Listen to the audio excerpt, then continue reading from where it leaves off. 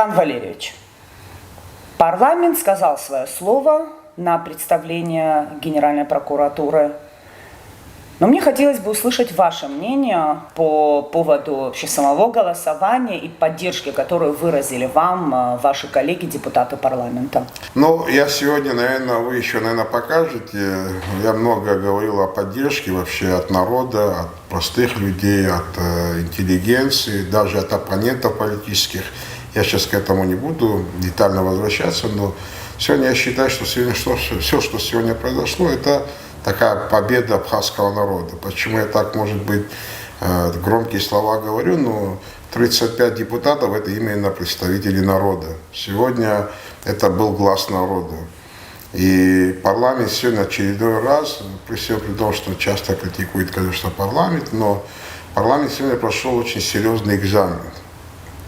В том смысле, что состоятельности или несостоятельности парламента. Парламент сегодня показал, что он на самом деле отдельная независимая власть в Абхазии, значит, ветвь власти.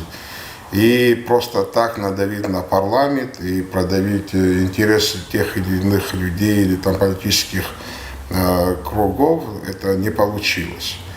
Другой вопрос, что все-таки оказалось 3 человека, которые по своей сути стали подневольными. Это уже, я думаю, многие слышали, знают. И, конечно, по морально-этическим соображениям я сегодня не могу этих людей назвать, хотя они себе позволили сегодня то, что они позволили, но я, конечно, не буду их называть. Другой вопрос.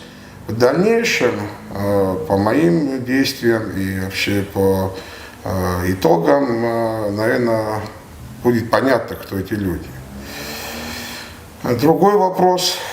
Все эти дни, вы знаете, видели, значит, вот эти мерзкие каналы крутили там ролики с привлечением искусственного интеллекта и так далее, рекламировали людей, пытались изменить, значит, мнение парламента, народа в целом.